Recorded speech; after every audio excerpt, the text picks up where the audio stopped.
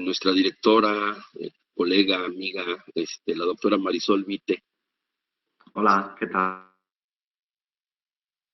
Buenos días a todos. Un gusto estar con ustedes y muchísimas gracias, doctor Segarra. Gracias a ustedes, muchísimas gracias a ustedes por invitarme.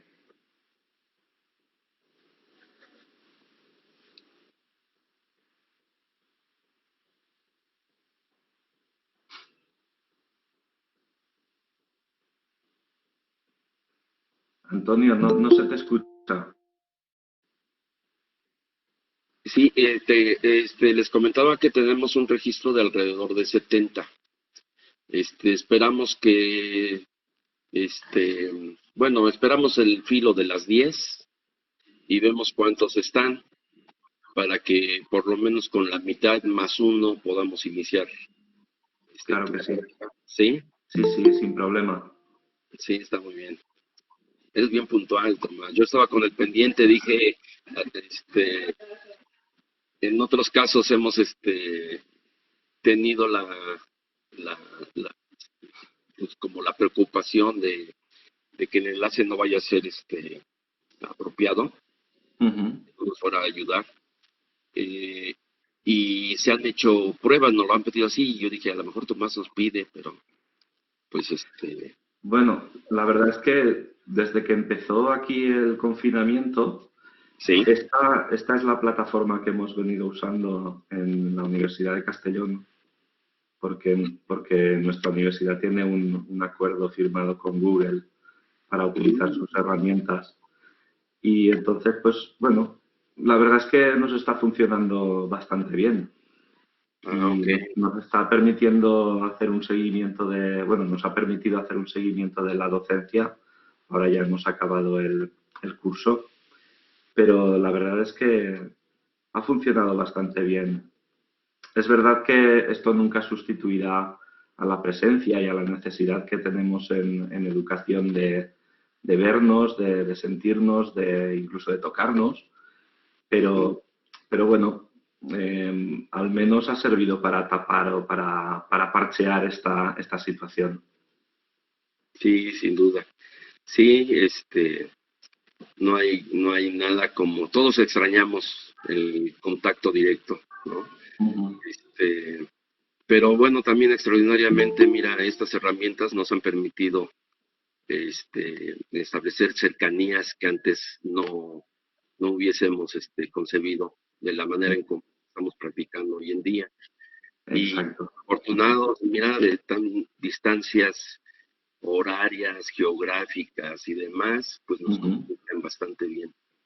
Y qué afortunados de tenerte acá con nosotros, Tomás. De veras, es un privilegio.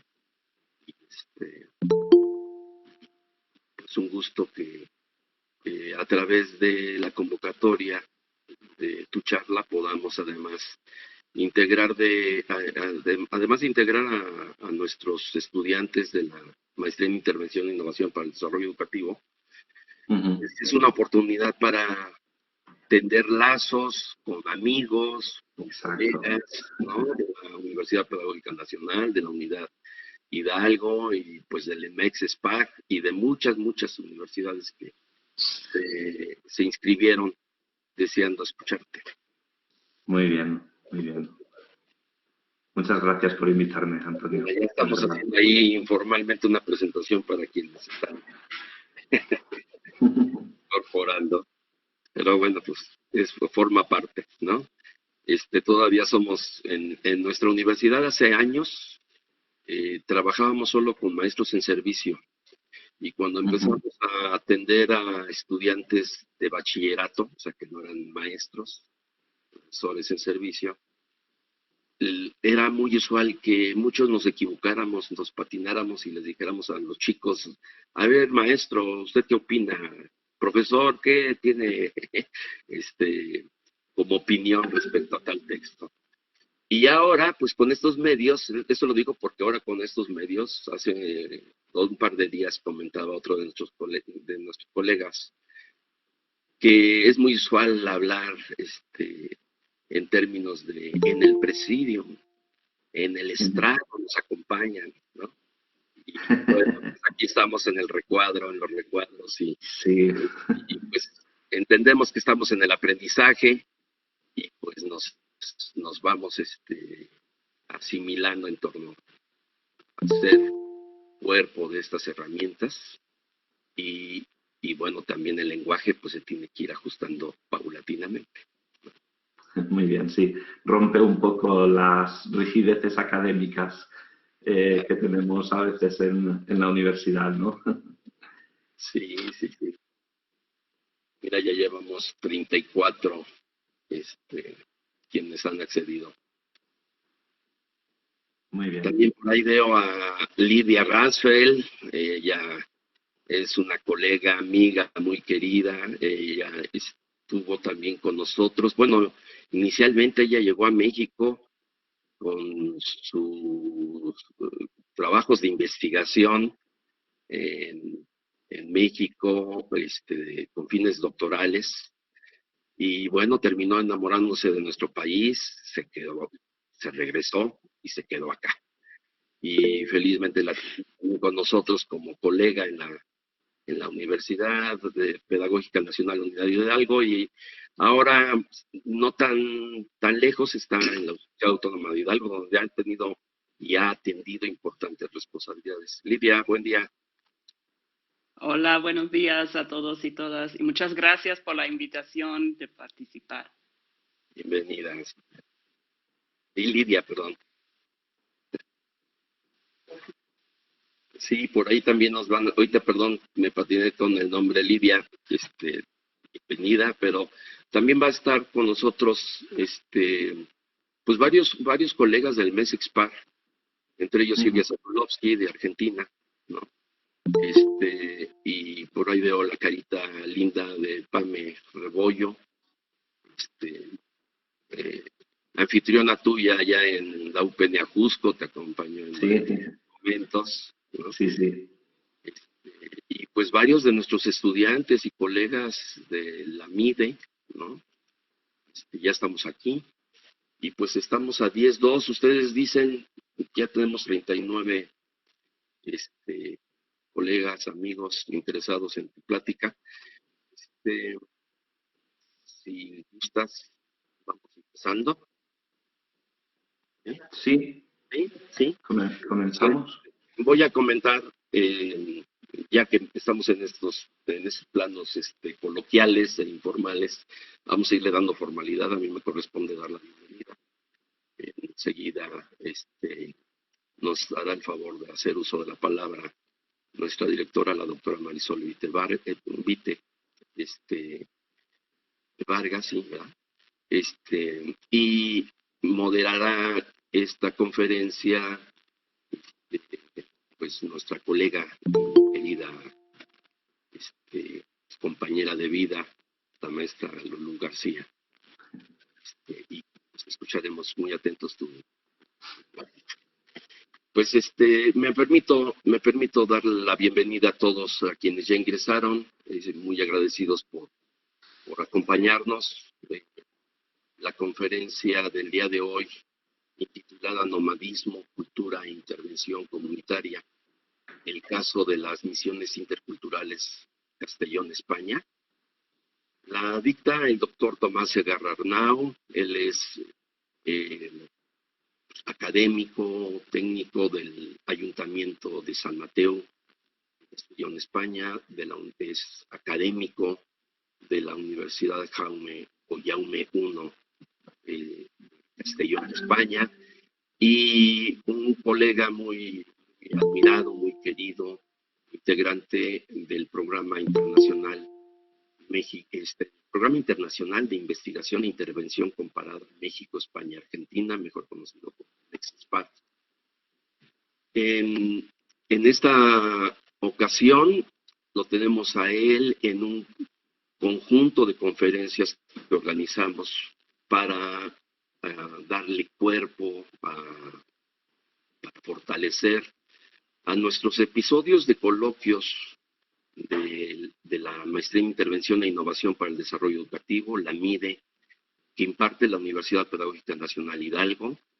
Es nuestra tercera conferencia de esto que hemos denominado Jornadas de Producciones de Intervención Educativa, dentro del coloquio de verano 2020, y viene a adicionarse y a fortalecer de manera muy rica pues la experiencia que hemos venido construyendo desde que inició esta maestría en el 2016.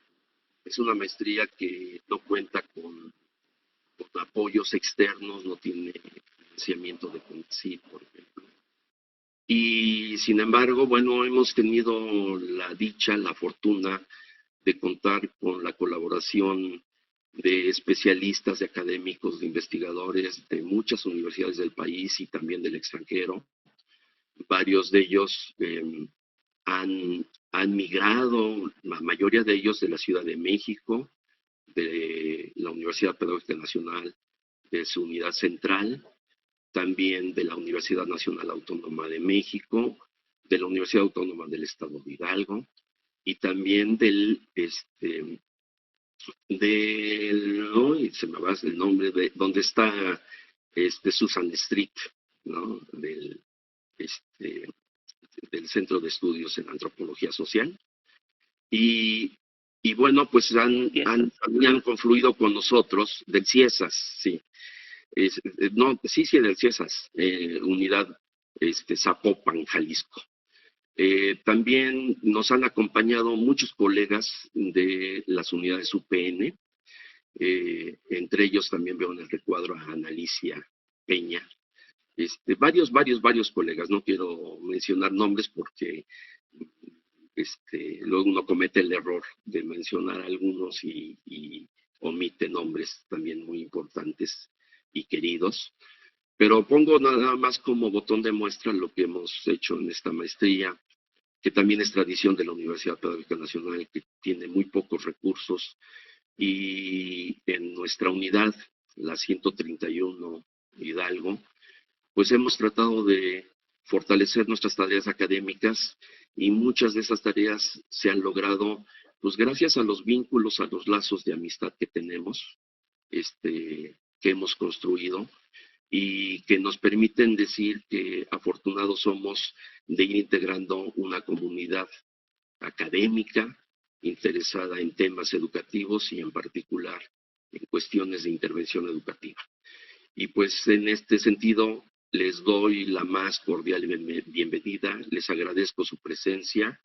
Ya tenemos cerca de 50 personas que están en esta conferencia, y pues sin más por el momento, pues les agradezco su participación. Somos felices de tenerles aquí, y voy a ceder la palabra a nuestra directora, la doctora Marisol Vite Vargas. Adelante, Mari. Muchas gracias. Espacio. Encontraba una frase de Roland Barthes que dice: es posible que caminar sea mitológicamente el gesto más trivial y por lo tanto el más humano. En ese sentido, hablar de la maestría en intervención e innovación para el desarrollo educativo implica justamente la construcción de un camino.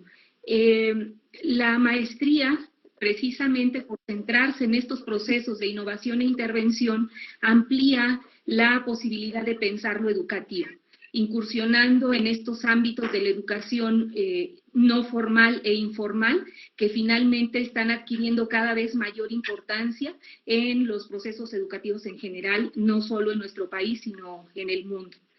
Y justamente a partir del video que nos compartía generosamente el doctor Tomás Segarra, advierto que la posibilidad de pensar en esta idea del nomadismo, que es el tema que estará trabajando en la conferencia el día de hoy, tiene que ver con caminar, pero un caminar que está centrado en esta posibilidad del encuentro con el otro, de un encuentro auténtico con el otro, en esta idea de conocerse, en esta idea de entender el mundo a partir de los ojos del otro, ¿no? A partir de la experiencia del otro. Y creo que esta condición resulta sumamente interesante en el contexto de los procesos que estamos viviendo justamente en estas condiciones, ¿no? Porque estamos aprendiendo a caminar de una manera distinta. Estamos aprendiendo a caminar por las vías del espacio virtual, pero seguimos encontrándonos con el otro y seguimos estableciendo esta cercanía que nos permite reconocernos y que nos permite reencontrarnos de múltiples maneras. Desde este lugar yo quiero agradecer infinitamente, en primer lugar, al doctor Tomás Segarra Arnau, que generosamente aceptó compartir con los estudiantes de esta maestría, con los académicos y, por supuesto, con todos los interesados en el tema, la experiencia que ha construido entiendo, sus procesos de formación, pero sobre todo en este activismo que advierto en su experiencia, en su trayectoria. Muchísimas gracias, doctor Segarra. Bienvenido a esta universidad. Considérela su casa. Nos da verdaderamente mucho placer que usted pueda compartir con nosotros los saberes que ha construido a lo largo de su trayectoria.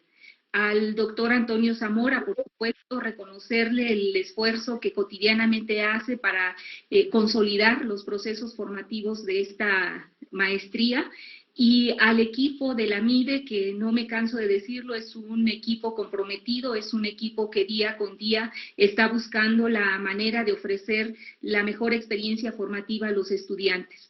Igual quiero agradecer a los colegas de las distintas unidades UPN que el día de hoy se dan cita en este espacio, a los colegas de otras instituciones a quienes conocemos de mucho tiempo y que nos da mucho gusto ver ahora en esta conferencia. Por supuesto, a los estudiantes de la maestría y a los estudiantes de otros programas de nuestra universidad, que al estar aquí justamente muestran el compromiso que tienen con su propia formación y el interés en conocer estas formas de construcción de lo educativo que se están gestando en múltiples lugares. Muchísimas gracias a todos, bienvenidos y que sea una jornada de mucho éxito. Muchas gracias, doctora Marisol Vite, directora nuestra. Bienvenidos todos nuevamente, les vuelvo a comentar. Va a moderar esta sesión la maestra María de Lourdes García Castillo, a quien le cedo el micrófono. Está aquí a la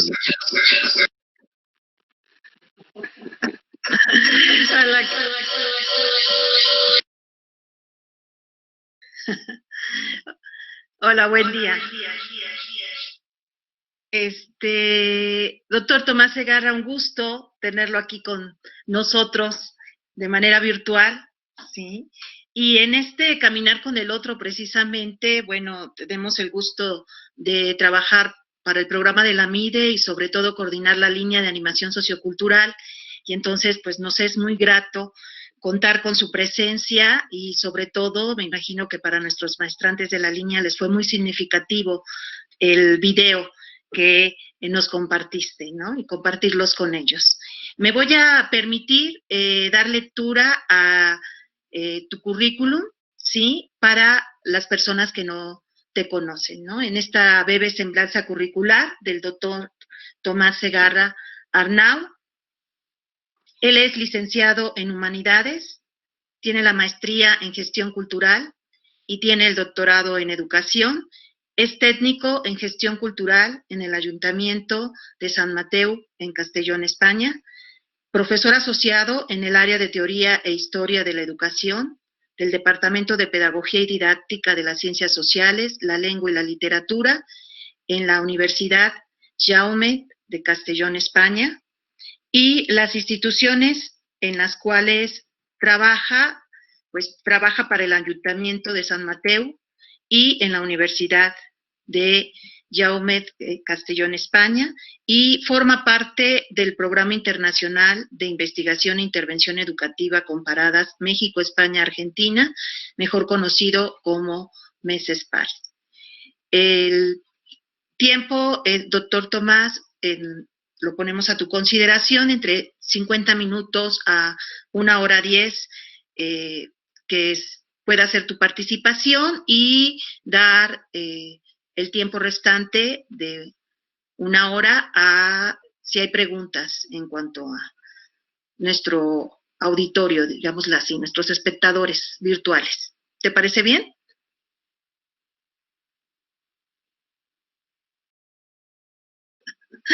Ok, bueno, entonces... Perdona, sí, me parece muy bien. El micrófono contigo, Tomás, gracias.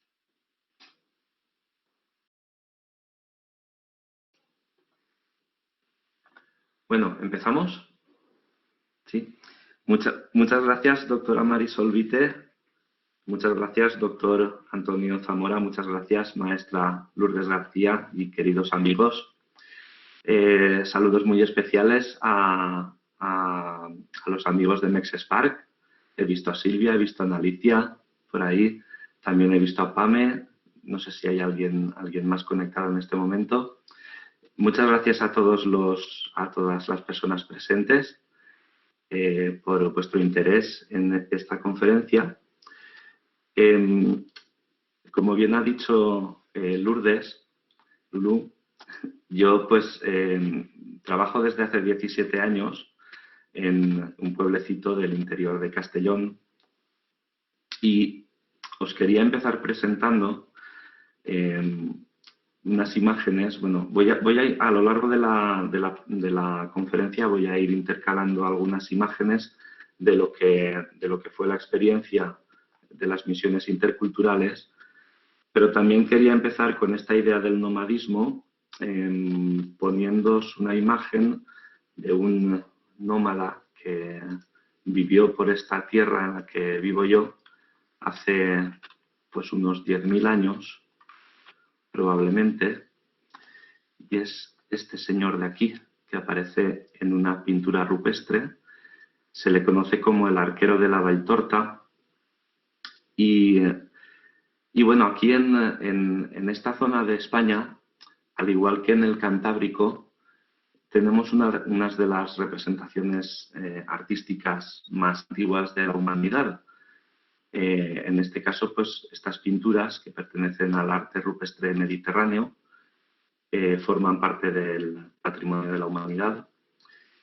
Y esta en concreto, como digo, está en una cueva, o estaba antiguamente en una cueva, porque de allí se sacó el original para proteger esa imagen en un museo. Una cueva que está a unos 15 kilómetros de aquí, de donde yo vivo. Y representa a un arquero, que es esta figura central, que está cazando algún animal que está aquí debajo. Y bueno, que era no era todavía un nómada, pero llevaba camino de serlo. Y digo que no era todavía un nómada porque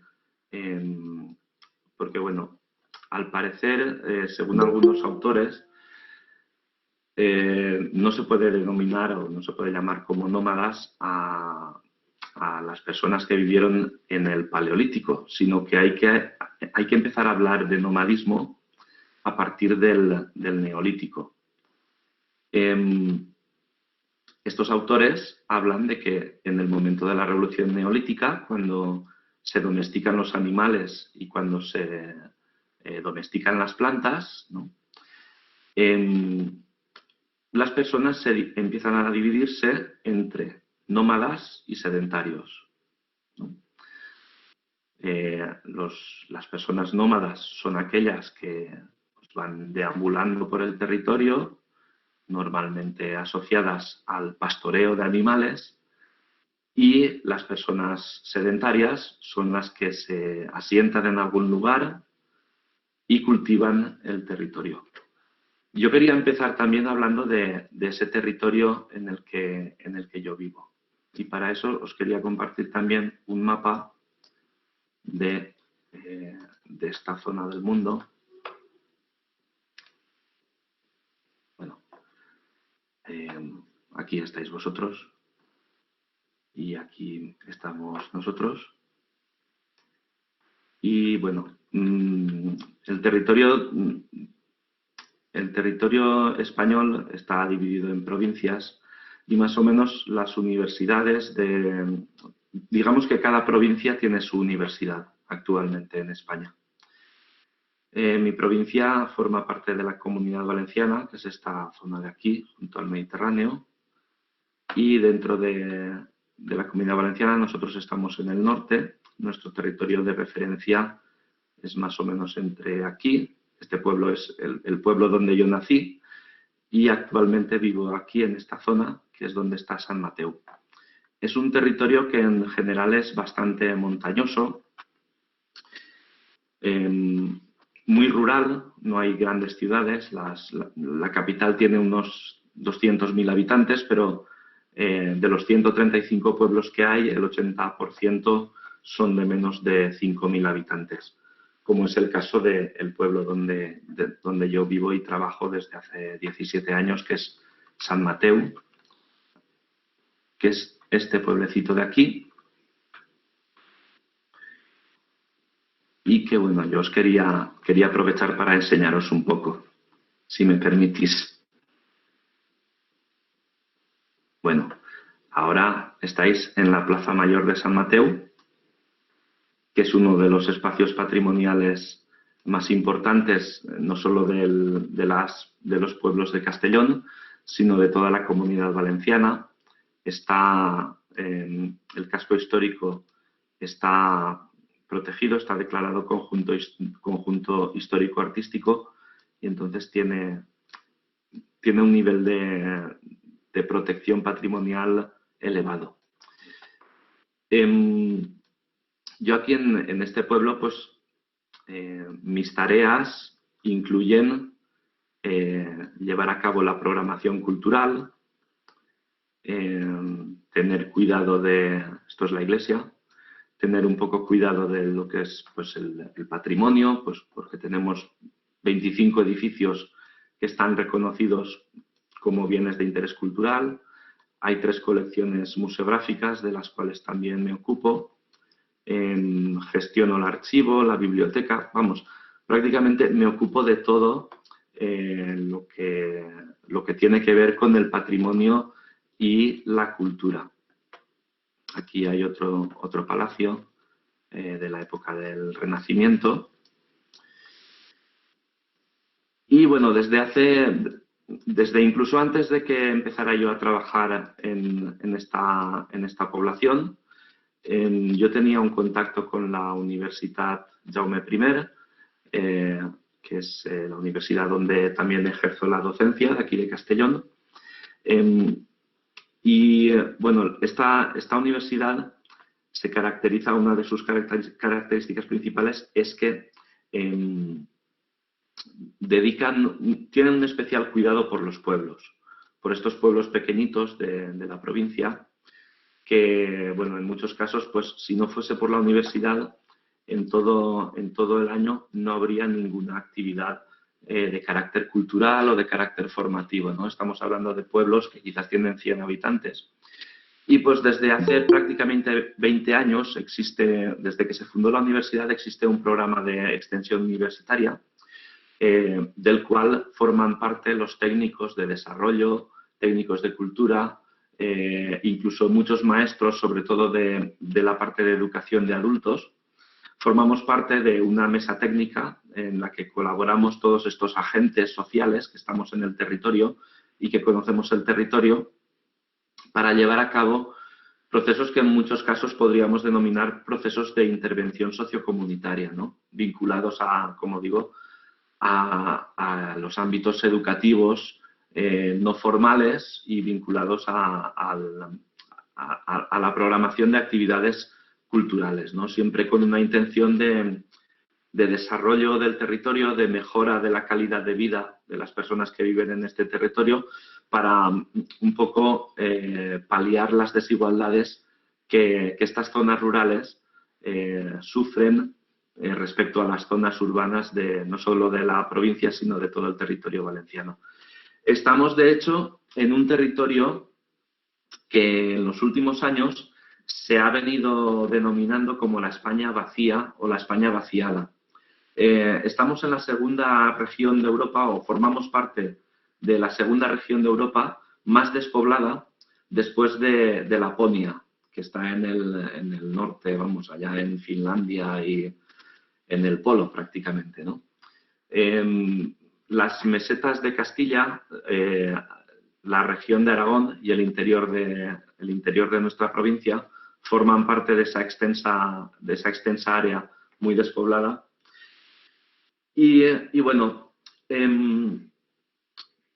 aparte de programar cultura, de llevar a cabo esas actividades relacionadas con la protección del patrimonio, etcétera, siempre hemos trabajado mucho en favor de la participación ciudadana. Es decir, yo soy programador cultural, yo llevo a cabo una programación de música y teatro aquí en el municipio, pero yo no soy yo quien decide qué se hace, sino que hay un Consejo Municipal de Cultura que participa de esas decisiones. Entonces, eso es un organismo que tiene más de 30 años de vida y hay otros pueblos en los que existen organismos similares o existen asociaciones en las que la gente participa muy activamente en favor de pues, la recuperación del patrimonio de su localidad, de la programación cultural,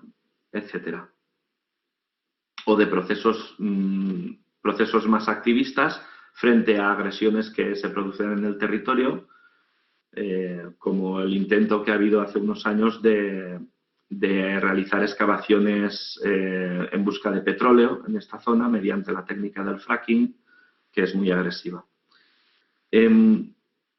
Bien, a partir de todo este trabajo que hacemos, como la universidad también tiene esta sensibilidad por los pueblos, hace ya más de 15 años pusimos en marcha un proyecto que se denominaba Agenda 21 de la Cultura y que consistía en cierto modo, en hacer lo que venimos haciendo en este pueblo desde hace ya bastantes años, que es programar cultura, crear políticas en materia cultural, pero también en materia formativa y asociadas al desarrollo, teniendo en cuenta la participación de la ciudadanía, ¿no? Ese proyecto tuvo un recorrido y hasta que, digamos, que finalizó. Pero para cuando finalizó, nosotros habíamos conocido a algunos profesores de la Universitat Jaume I, que algunas de las personas que están aquí conocen muy bien, como Paco Marco y Joan Traver, que forman parte también de Mexesparc. Y, bueno, empezamos a reunirnos en unos seminarios en los que discutíamos sobre nuestras posiciones al respecto de, bueno, pues de cómo entendíamos la participación ciudadana, cómo entendíamos el concepto de cultura o de identidad cultural en aquel momento. Y a medida que andábamos ese camino nos dábamos cuenta de que teníamos que llevar a cabo alguna actividad, alguna práctica que en cierto modo todo aquel corpus teórico que nosotros estábamos reuniendo en los seminarios lo pudiésemos aplicar en el terreno, ¿no? Lo pudiésemos materializar. Y el proyecto de las misiones interculturales surge un poco de este seminario. Nos dimos cuenta de que en este territorio muchas veces se le ha preguntado, más que se le ha preguntado, no se le ha preguntado a la población lo que quería, sino que se le ha dicho a la población lo que era mejor para ella. Es decir, visión totalmente colonialista, que también existe aquí, ¿no? Y la idea de este proyecto era precisamente intervenir en materia sociocomunitaria desde perspectivas culturales y desde perspectivas educativas, pero poniendo el acento en que nadie iba a venir a este territorio como un experto que dijese, y un experto que iba a decir lo que tenía que hacer. Ese fue el fundamento. Nosotros, la verdad es que siempre trabajamos con estas asociaciones, con estos consejos ciudadanos. Tratamos de trabajar a través de la participación las problemáticas que existen en el municipio, ¿no? Y el punto de partida iba a ser ese, el de trabajar problemáticas que aparecían en los municipios, en diferentes diagnósticos. Antes de continuar, quería mostrar otra imagen, si me permitís. Bueno, esta la mostraré un poquito más adelante, si acaso. Entonces, bueno, a partir de ese momento, digamos que empezamos a fraguar la idea de este proyecto, del proyecto de las misiones interculturales. Yo agradezco mucho que hayáis podido ver el vídeo antes de esta charla, porque la verdad es que el proyecto en sí es muy complejo. Es tan complejo que nosotros en los estadios iniciales, cuando teníamos que explicar el proyecto, no nos aclarábamos ni nosotros mismos a explicarlo. Entonces, resultaba un poquito complejo, ¿no? Digamos. La idea inicial era la que estaba comentando, ¿no? En los pueblos tenemos unas problemáticas, esas problemáticas siempre las trabajamos a partir de diagnósticos participativos, ¿no? Pero con las misiones interculturales lo que queríamos era introducir un elemento externo, una visión externa sobre esos mismos problemas. Antes de empezar el proyecto, lo que hicimos fue pedir a los colectivos locales que pensasen, que materializasen 3 problemas que creían que se podrían trabajar a lo largo del proyecto. Bueno, como aparece en el vídeo, el proyecto se llevó a cabo simultáneamente en 2 municipios. Uno era el mío, San Mateu, y el otro era Vilanova de Alcolea, donde trabaja un colega mío, que es Eugeni Trilles, que él es agente de desarrollo local y que, bueno, pues también es un municipio donde se viene trabajando en la participación ciudadana desde hace más de 15 años. Ambos habíamos trabajado también juntos ya en el proyecto de la Agenda 21 de la Cultura. Y bueno, pues los dos estábamos en el seminario con los profesores Paco Marco y Joan Traver, entre otros. Y por tanto, pues bueno, inicialmente también tengo que decir que la idea era establecer una colaboración con México para llevar a cabo este proyecto. Porque, bueno, hay que pensar a lo grande, ¿no? Y cuando surgió esta idea de llevar a cabo este proyecto, nosotros hacía poco que habíamos viajado por primera vez a México, habíamos conocido a muchos de los colegas y amigos y amigas de la UPN. Eso creo recordar que fue en el año 2011, si no recuerdo mal, fue el primer viaje. Y bueno, de aquel viaje surgió la idea de llevar a cabo más encuentros, más intercambios, realizar intercambios de estudiantes, y en nuestra mente inicialmente estaba la idea de traer a estudiantes mexicanos y estudiantas mexicanas a llevar a cabo o a compartir con nosotros y nosotras ese proyecto, ¿no? Desgraciadamente, pues el financiamiento para llevarlo a cabo nunca llegó. Y la verdad es que nosotros sentíamos la necesidad de tirar adelante con este proyecto porque podía ser una oportunidad muy interesante, no solo desde el punto de vista de la intervención sociocomunitaria, es decir, del mismo hecho de esa práctica concreta, sino desde el punto de vista de la investigación que se iba a llevar a cabo, que se llevaría a cabo durante aquel tiempo, ¿no? Bueno, así que lo que hicimos fue llevar a cabo un proyecto un poquito más humilde y pensamos en establecer colaboraciones con diferentes colectivos que estuviesen más en nuestro entorno, en el entorno de la provincia de Castellón, pero que no conociesen los pueblos, porque pertenecían, porque formaban parte esos colectivos de las zonas urbanas, ¿no? Entonces buscamos algunos colectivos que pensábamos que podrían estar interesados y entre ellos estuvieron el de la Cruz Roja, los voluntariado de la Cruz Roja, estudiantado de las titulaciones de magisterio y del máster de estudios para la paz de la Universitat Jaume I, voluntarios también y voluntarias del Casal Jove, el Casal Juvenil de la ciudad de Castellón, que es era, porque hoy en día ya no existe, era un organismo que agrupaba a entidades de carácter social de muy diferente tipo. Y bueno, pues lo primero que hicimos fue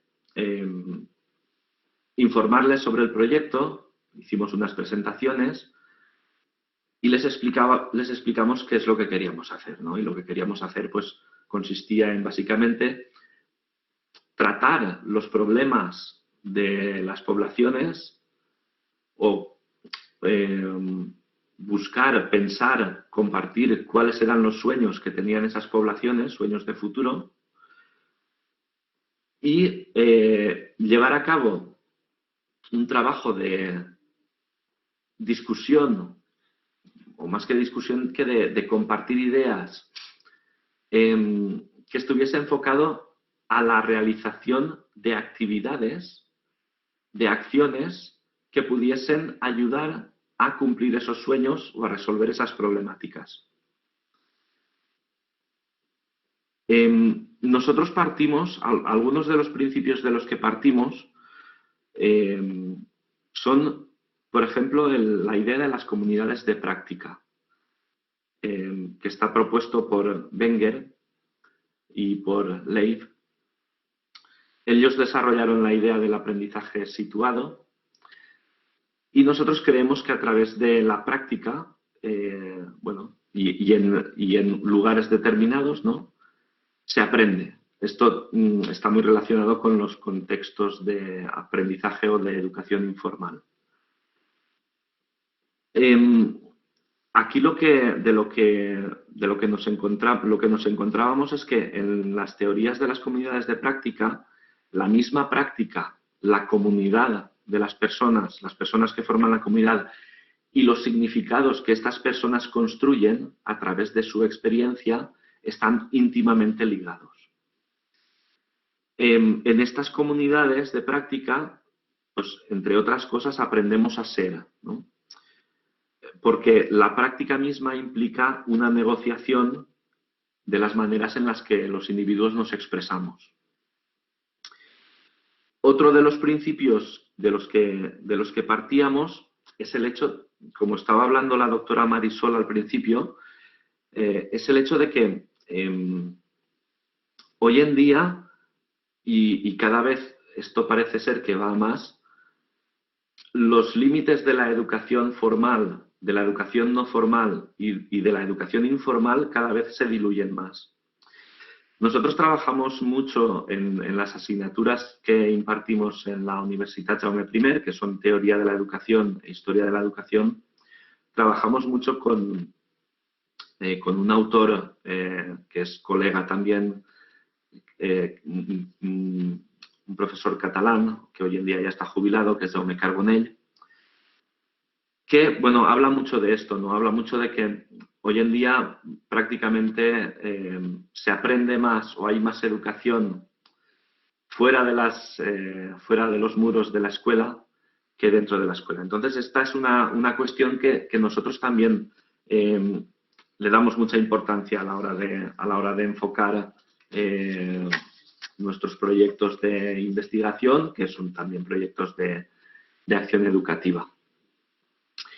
Bueno, Dicho esto, en aquellas reuniones que llevábamos a cabo con estos colectivos que podían estar interesados en formar parte del proyecto, lo que les explicábamos era que iban a ser misioneros, porque el proyecto se llamaba las misiones interculturales.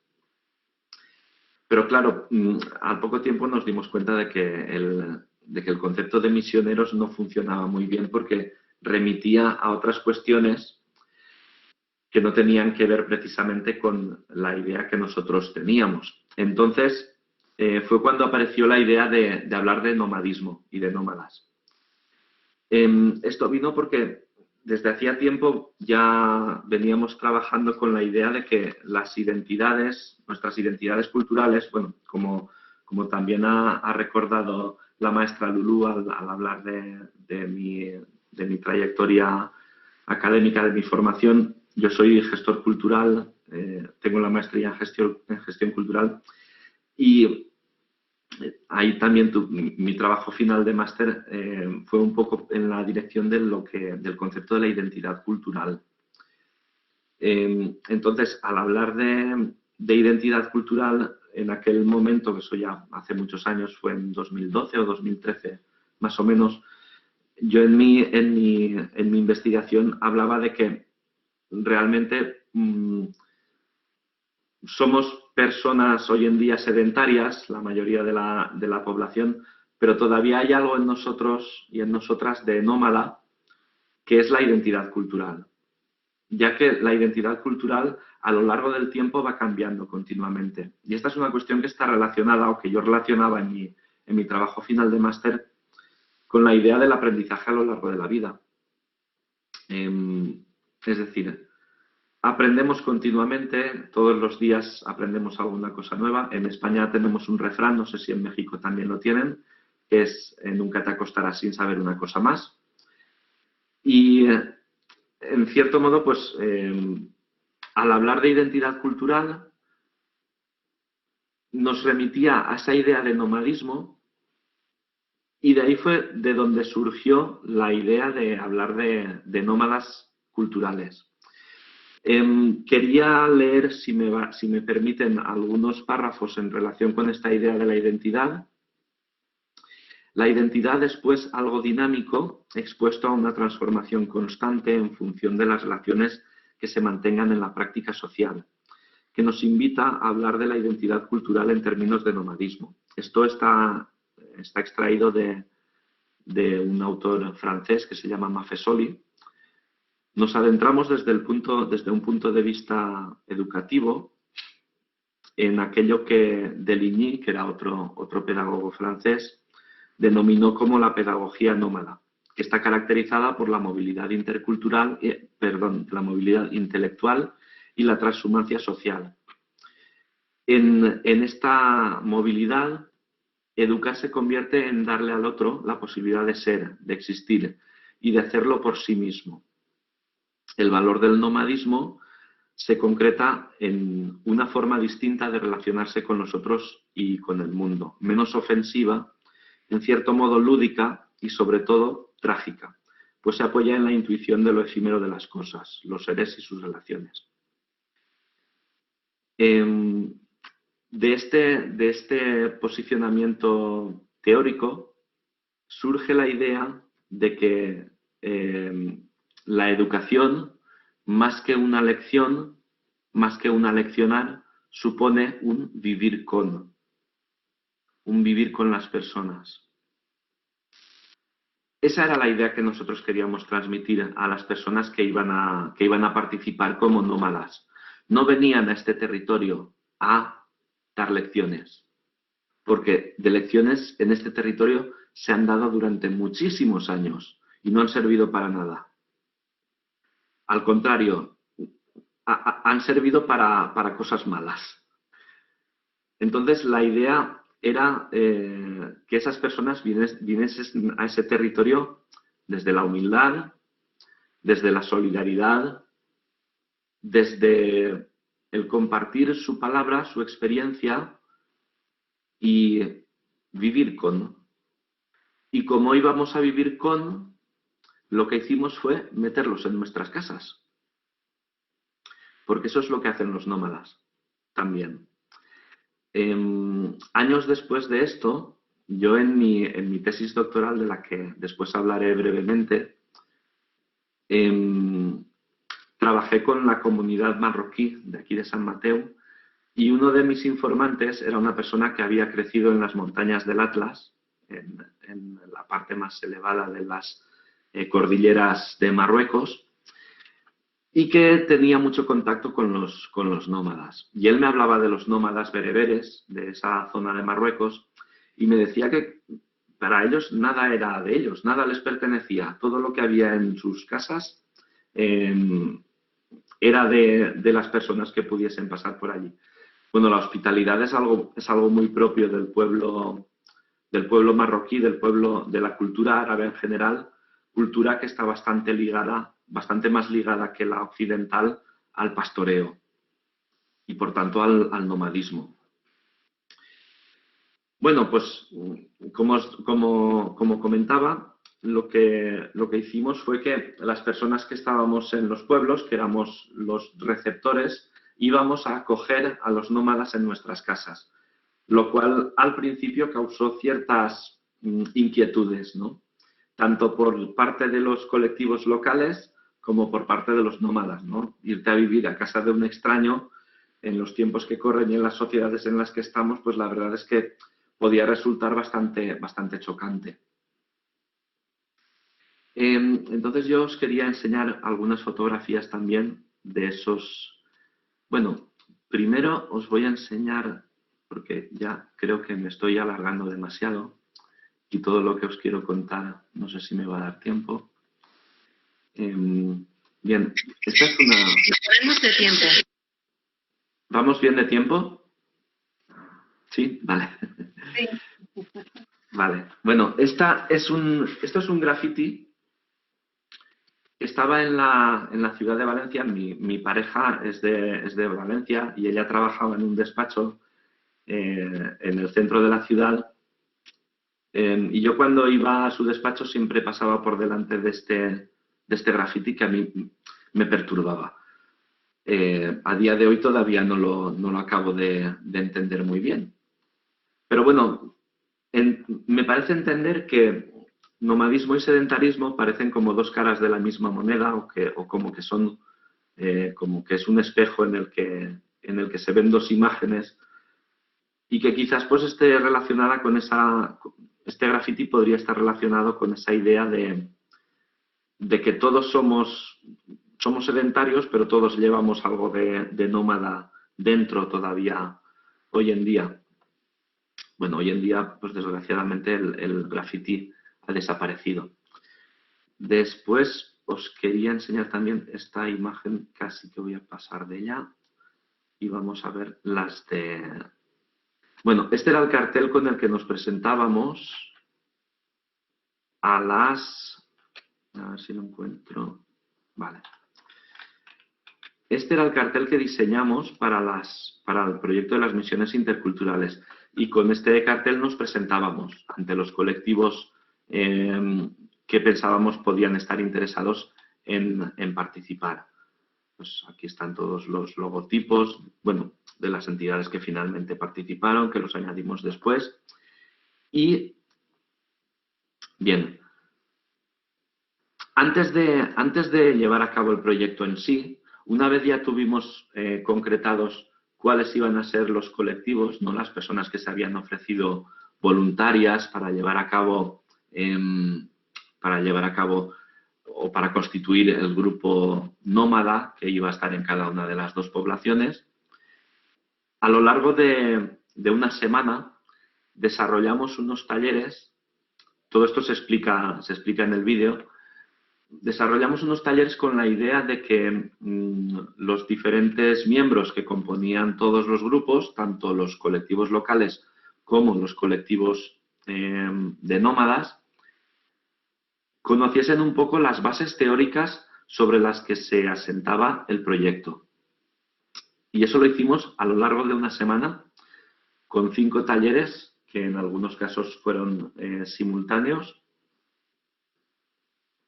y los llevamos a cabo en las dos poblaciones y en la universidad para la gente que subía como nómada desde Castellón. Entonces, aquí hay algunas fotos de los talleres. Esta es una de ellas, esta de aquí. Esto es de un taller sobre mirada compleja que hizo Paco Marco. Este es un taller que solemos llevar a cabo también con nuestro alumnado, que es de habilidades cooperativas. Es un taller más para romper el hielo, para que la gente se conozca, para gente que va a trabajar junta se conozca de manera rápida. La última vez que fuimos a México también llevamos a cabo este taller en Morelia, en el congreso en el que estuvimos. Bueno, después, esto fue durante una semana, durante septiembre, y en octubre, aprovechando que aquí en la Comunidad Valenciana tenemos un puente, porque tenemos dos fiestas, una de carácter regional y otra de carácter nacional, llevamos a cabo la intervención propiamente dicha. Aquí tenemos algunas imágenes del momento de la acogida. Pues este es el momento en el que llegan los nómadas al pueblo de Vilanova de Alcolea. Aquí tenemos un momento de convivencia dentro de una de las familias de San Mateu. Están comiendo todas las personas, tanto la familia como los nómadas, juntos y juntas. Aquí tenemos estas imágenes, son de Vilanova de Alcolea, las 4, y son de la tarde en la que llegaron los nómadas al pueblo. Bueno, una vez acogidos los nómadas, llegados a la población, hechas las presentaciones institucionales, distribuidos cada uno con su correspondiente familia de acogida, el proyecto se estructuraba a lo largo de 3 jornadas de la siguiente manera. Había 3 momentos a lo largo del día. El momento de la mañana servía para que el grupo nómada realizase visitas dirigidas, en este caso, visitas dirigidas a diferentes instituciones, lugares, charlas con personas de las poblaciones que tuviesen relación con la temática, con el problema o con el sueño que se trataba durante ese día. Eso se hacía durante la mañana. Después, a la hora de comer, pues se volvía con la familia.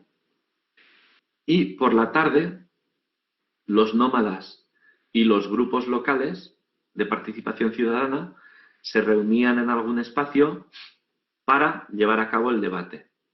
¿Qué pensaban unos sobre la problemática? ¿Qué pensaban otros sobre la problemática? Ahí pues se trabajaba a partir de diferentes herramientas de participación, técnicas muy sencillas, para llegar a cabo a conclusiones compartidas, ¿no? de aquellos problemas. Y una vez se había acabado la discusión o el debate a propósito del problema concreto, lo que se intentaba era poner soluciones a ese problema a corto, medio y largo plazo.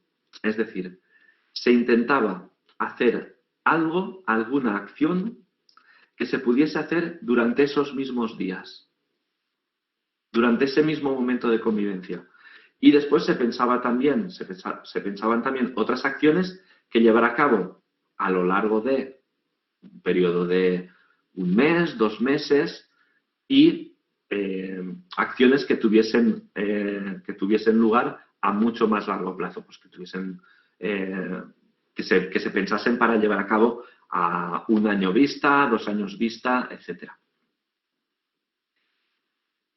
Entre intervalos, pues a primera hora de la mañana, antes de comer, después de comer, una vez finalizada la sesión de la tarde, los nómadas y las nómadas tenían tiempo para la vagancia absoluta, para vagabundear por el pueblo, para ver con sus propios ojos que sus pasos les dirigiesen hacia el lugar donde ellos quisieran. Esto, uno de los que más ha hablado de esto es Walter Benjamin. Él habló del concepto de flaner. Después de él han venido estas vagancias por la ciudad. Los situacionistas franceses fueron uno de los colectivos que más lo llevaron a cabo. Y nosotros en teoría de la educación también lo practicamos. Sí, después lo explicaré también esto de las derivas. Nosotros lo llamamos derivas. Bueno, pues es simplemente dejarte ir, ¿no? Dejarte ir por las calles, por tu entorno y ver con tus propios ojos la realidad y extrañarte de esa realidad, ¿no? Muchas veces esta idea de la vagancia parte de una visión muy antropológica. Bueno, pues esto se prolongó durante 3 jornadas y voy a pasar también algunas de las imágenes. Un momento, comparto la pantalla.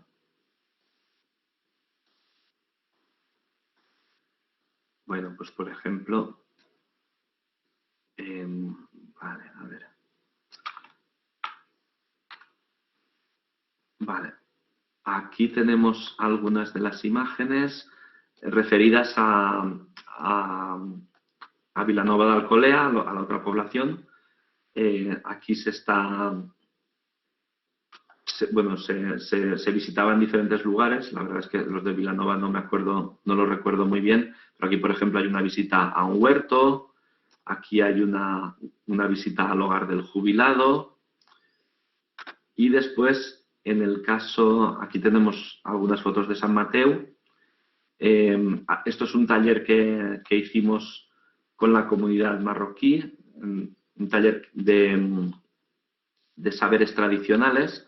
Hicimos quesos, que en la población antiguamente se hacía un queso fresco que estaba bastante bien valorado. Se hicieron visitas al patrimonio de la localidad porque era uno de los problemas uno de los sueños que se detectó estaba relacionado con la puesta en valor del amplio patrimonio que tiene San Mateu. Y bueno, pues aquí tenéis más imágenes de los talleres que hacíamos. Pues en Vilanova, por ejemplo, hubo una tarde en la que la reunión entre el colectivo nómada y el colectivo local se llevó a cabo en la calle. Nosotros acabamos integrando en nuestro proyecto, que al principio no estaba, al colectivo marroquí. Después hablaré de eso. Y bueno, aquí pues se ven más imágenes en Vilanova. Uno de los problemas que se trató fue un problema que había medioambiental en un paraje natural. Entonces, aquí se trabajó bastante en estas 2 fotos, son de esa jornada. Y bueno, todo esto culminó con una última mañana de convivencia en la que nos reunimos todos los colectivos que habían estado participando en los dos pueblos. Nos reunimos en una población intermedia que está más o menos a la misma distancia de San Mateu que de Vilanova. De San Mateu a Vilanova hay unos 30 kilómetros. Y entonces lo que hicimos fue evaluar lo que había sido la experiencia. Cada grupo llevó a cabo la evaluación por su parte. Se propusieron una serie de preguntas para llevar a cabo la evaluación. Y cada grupo evaluó, pues por un lado, el colectivo nómada de San Mateu, por otro lado, el colectivo nómada de Vilanova, el colectivo local de San Mateu, el colectivo local de Vilanova, perdón, y también el colectivo de los investigadores que al fin y al cabo también formábamos parte del proyecto. Se hizo una comida todos juntos y bueno, aquí hay una foto con todos los participantes que nos hicimos aquel día. Bueno, en el caso de San Mateu, una de las cosas, o para mí la cosa más importante del proyecto, fue que el segundo día teníamos programada una visita a la mezquita, porque aquí San Mateo es un pueblo muy pequeño, tiene 2.000 habitantes solamente, pero de estos 2.000 habitantes hay aproximadamente unos 400 que no tienen nacionalidad española. Son inmigrantes que han venido a vivir aquí a partir del año 2003. Hay dos colectivos principales. Uno es el de los nacionales de Rumanía, que bueno, no tienen tanto problema porque son miembros de la Unión Europea, y eso, en cierto modo, pues les facilita mucho la vida. Pero el colectivo marroquí, que está formado por unas 200 personas, sí que tiene muchos más problemas en ese sentido, porque tiene que estar continuamente consiguiendo permisos de residencia aquí. Bueno, para ellos todo es mucho más difícil, porque además culturalmente también es un choque más grande que respecto al colectivo de Rumanía. Entonces, uno de los problemas o de los sueños que se detectó en el diagnóstico previo a la hora de hacer el proyecto de las misiones aquí en San Mateo fue el de integrar más a los colectivos de migrantes en la población. Y entonces se programó una visita a la mezquita. Entonces, cuando llegamos a la mezquita, íbamos todos juntos, tanto personas que pertenecían al colectivo local como todos los nómadas. Y al entrar en la mezquita nos encontramos con que nos habían preparado casi una tarima de profesor para que les impartiésemos una conferencia, ¿no? Por decirlo así. Y claro, al entrar en la mezquita y ver aquello que era una hilera de pupitres con sus correspondientes sillas, cuando lo normal en la mezquita es sentarse en el suelo, está todo lleno de alfombras y lo habitual es eso. Nos dimos cuenta de lo que iba a pasar es que nosotros íbamos a sentarnos en esas sillas, teníamos incluso un micrófono preparado y la comunidad marroquí iba a sentarse en el suelo. Y los nómadas, con muy buen criterio y muy metidos en su papel, dijeron, no, de eso nada, yo no me siento ahí, yo me siento con vosotros en el suelo porque vengo a vivir con vosotros, no vengo a deciros lo que tenéis que hacer. Y eso al colectivo marroquí, la verdad es que lo dejó totalmente fuera de... O sea, no se esperaban para nada que eso pasase. Y nos dijeron, es que nunca nadie nos ha preguntado, bueno, dijeron, esto no ha pasado nunca, y después dijimos, nosotros no venimos a deciros nada, venimos a escucharos. Y claro, eso ya fue lo que les remató, dijeron, es que nunca nadie nos ha pedido nuestra opinión sobre nada. Y bueno, la verdad es que estuvo muy bien porque eso cambió radicalmente el proyecto tal y como se había venido, tal y como se estaba desarrollando el proyecto en San Mateo, aquello lo cambió todo. Nos dimos cuenta en aquel momento de que deberíamos haber invitado desde un primer momento al colectivo marroquí a participar. No a mitad de proyecto, no como algo que está ahí en el pueblo, sino como un agente más que debe participar de ese proyecto. Y a partir de ese momento sí que se integró el colectivo. Y bueno, fue muy interesante compartirlo porque aquí hay una imagen que os quería enseñar, que estamos recogiendo las ideas del tercer sueño, el último día de las misiones ya, y yo estoy escribiendo aquí en catalán lo que eran las propuestas de acción para mejorar ese tercer sueño, y Mustafa, que era, digamos, en aquel momento era el líder de la comunidad marroquí, lo estaba escribiendo a su vez en árabe. Bueno, compartir esto la verdad es que ya os digo que cambió radicalmente el proyecto de de arriba a abajo. Y realmente en San Mateo, el proyecto de las misiones interculturales, si para algo sirvió, fue para visibilizar al colectivo marroquí.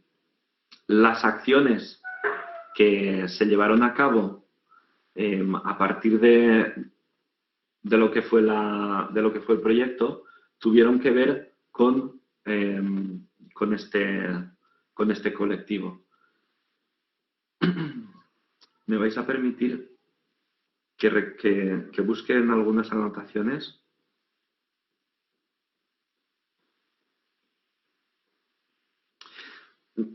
Es que no quería dejarme nada de las cosas que quería.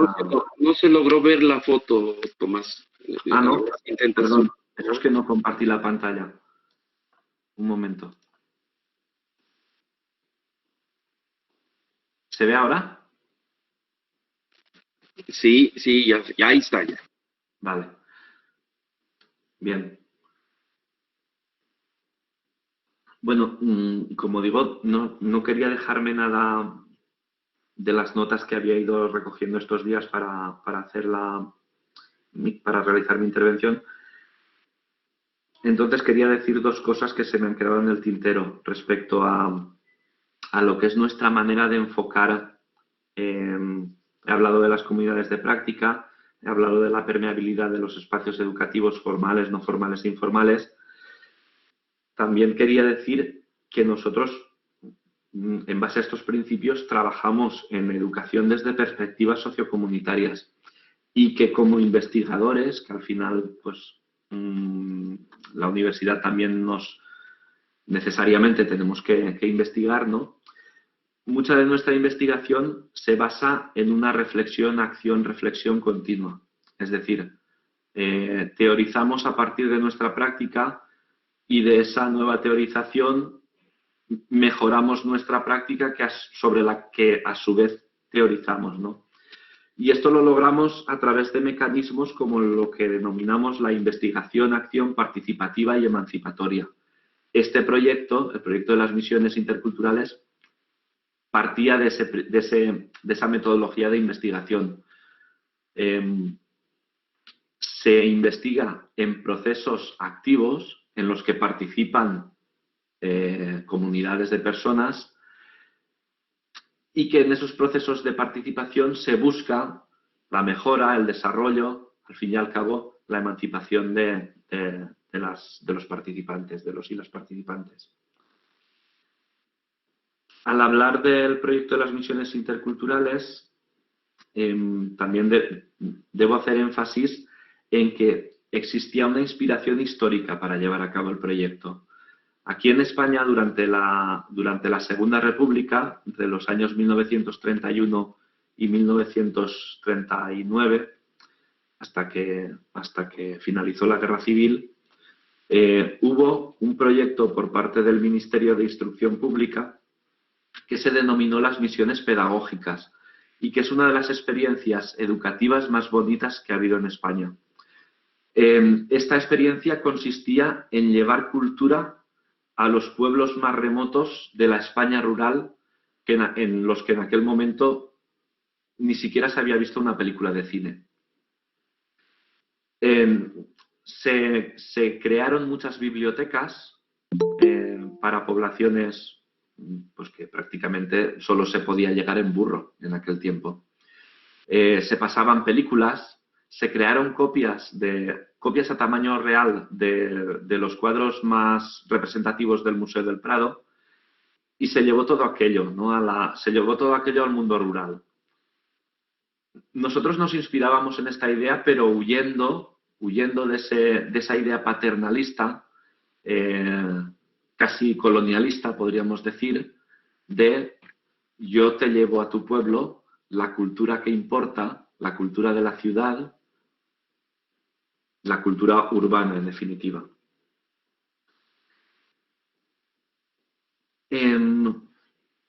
Y después, ¿qué más? Vale. Con esto, el proyecto de las misiones, o lo que os quería explicar sobre el proyecto de las misiones interculturales, más o menos estaría finiquitado. Hablábamos también de interculturales, porque precisamente por esta idea de que no se trataba de imponer ideas, imponer conceptos, imponer maneras de trabajar que venían de la ciudad al mundo rural, sino que aquí se situaban las culturas al mismo nivel. Por eso la idea de interculturalidad. La idea de interculturalidad establece un diálogo. Y ya me meto con el tema de la comunidad marroquí y de lo que ha supuesto después de las misiones interculturales. Con la comunidad marroquí yo he seguido trabajando desde entonces porque me sentí muy implicado con ellos personalmente y también las personas que formaban parte del colectivo de acción local. Ellos, pues, problemas tenían muchísimos, entre ellos la falta de trabajo, las dificultades que tienen para comunicarse muchas veces también, porque la lengua les cuesta, dificultades de integración. Entonces, una de las cosas que estuvimos haciendo de manera inmediata fue llevar a cabo una búsqueda de parcelas agrarias, parcelas donde ellos, que fuesen municipales, que fuesen públicas y que no estuviese en aquel momento cultivando nadie, para que ellos pudiesen al menos tener tierras cedidas por el ayuntamiento donde cultivar algo y poder pues trabajar, ¿no? Trabajar en el campo. Entonces eso fue algo que hicimos de manera inmediata. A más largo plazo el contacto continuó y de ahí surgieron dos proyectos nuevos muy interesantes. Uno de ellos fue una exposición que hicimos con el profesor Paco Marco y que fue, esta para luego, esta de aquí. Un proyecto de armonización comunitaria, reubicaciones, añoranzas y esperanzas. Un proyecto de armonización comunitaria. Este proyecto consistió en una serie de entrevistas que llevamos a cabo con el colectivo marroquí, con diferentes personas, y a través de esas entrevistas lo que pretendíamos era fotografiar objetos que tuviesen que ver con el hecho de que ellos habían migrado, pero entendiendo que los objetos no migran, sino que se reubican en otro lugar. Bueno, lo más habitual cuando se hace una exposición que trate sobre colectivos migrantes es fotografiar sus caras. Entonces, Paco Marco lo que quiso fue huir de esa idea, que es lo habitual, y fotografiar sus objetos. Fotografiar esos objetos que no migran, sino que se reubican. La exposición la llevamos a cabo en la Plaza Mayor de San Mateu, colgando las fotos de los balcones de la plaza, como veis en estas fotos. Y después, al cabo del tiempo, pues también expusimos las fotografías en el Museo Pedagógico en Castellón. Ese fue uno de los proyectos que también fue para visibilizar al colectivo marroquí. Y la verdad es que luego comentando con ellos lo que ha supuesto para ellos esta exposición, la verdad es que para ellos fue muy importante porque el ver objetos que pertenecían a su cultura, que al fin y al cabo también es la cultura de San Mateu, porque ellos viven aquí desde hace muchos años y sus hijos han nacido aquí en este pueblo, pues fue muy importante porque fue dar luz, dar visibilidad a quiénes son ellos, a cuáles son sus costumbres, sus utensilios. Y bueno, este fue un proyecto y el otro fue mi tesis doctoral, que esta es la portada, que fue un estudio de caso sobre aprendizaje, integración e identidad en la comunidad marroquí de San Mateu. Aquí la verdad es que también hay cosas que ligan con la idea de nomadismo y que y que quería compartiros de algún modo. Porque, bueno, en cierto modo yo llegaba a una de las conclusiones a las que llegaba con la tesis doctoral, es que un marroquí o cualquier otra persona, en mi caso pues era el colectivo marroquí, no llegan aquí siendo extranjeros, sino que el verse como extranjero, el ser un extranjero, es algo que se construye, que forma parte de la identidad de una persona, pero es una idea que no viene una persona aquí y ya es extranjera, sino que esa idea de extranjeridad es algo que se va construyendo y que esa persona al final acaba interiorizando. No es que los demás lo perciban o no como un extranjero, sino que es que él mismo se vea como un extranjero. Y ese extranjero, yo llegaba a la idea, al compartir las entrevistas que llevé a cabo con los informantes de la comunidad marroquí, de que al final ellos ya eran extranjeros en todos los sitios. No eran solo extranjeros aquí, sino que cuando volvían a Marruecos, también se veían a sí mismos como extranjeros. Y aquellos, los que antes habían sido sus familiares, sus vecinos, sus amistades, también percibían que ya no eran la misma persona, eran algo extranjeros. En cierto modo, eso me remitía también a esa idea de nomadismo. Entonces, yo concluí la tesis. Uno de los últimos apartados lo llamé Retales para una pedagogía nómada, y también, si me permitís, me gustaría leer algún fragmento. Aceptar nuestra condición de extranjeros supone, en términos, bueno, llegaba a la conclusión de que al fin y al cabo todos somos un poco extranjeros. Aceptar nuestra condición de extranjeros supone, en términos culturales, aceptar que nos encontramos ante una dualidad de la existencia humana, que somos al mismo tiempo sedentarios y nómadas, estáticos y errantes. El nomadismo es, al mismo tiempo, contraposición y ósmosis con el sedentarismo. Esos mismos sentimientos encontrados que causa en nosotros la contemplación del extranjero, también los causa la contemplación del nómada, y lo hace precisamente porque el nomadismo está inscrito en la estructura misma de la naturaleza. El nomadismo es así el modo más íntimo, el modo de ser más íntimo de los humanos, que está latente en toda la estructura social. Y algo muy interesante que no digo por aquí, pero que además también el nómada es un elemento disruptor, que viene con ideas a menudo diferentes, que viene a romper con lo estático, y lo estático en dos sentidos: lo que se queda quieto, y a mí ese estático me recuerda también a lo que es el Estado.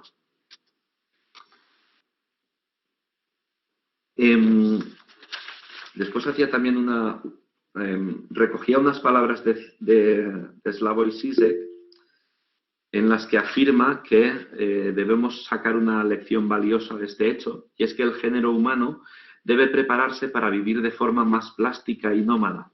Los rápidos cambios locales y globales en el medio ambiente quizás exijan unas transformaciones sociales inauditas a gran escala.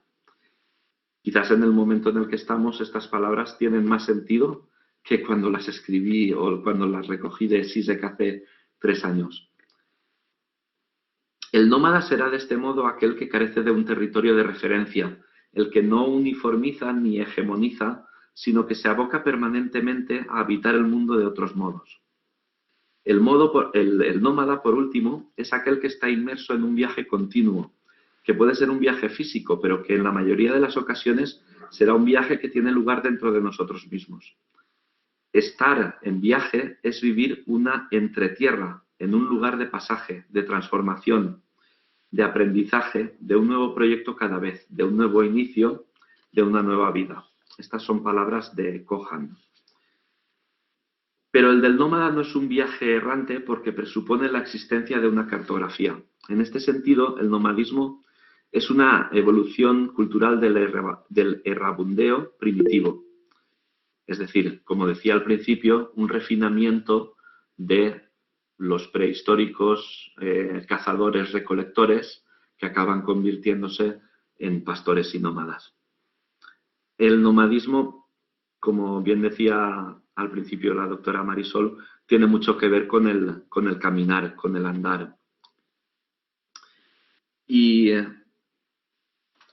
bueno, pues con esa idea del andar era como yo quería finalizar un poco, diciendo también que estas ideas las hemos aplicado también en nuestras asignaturas, en nuestra docencia. Nosotros en Teoría de la Educación, al principio de curso, ya desde hace unos años, por bastante influencia de este proyecto, invitamos a los alumnos y a las alumnas a que lleven a cabo una deriva por las calles de la ciudad de Castellón.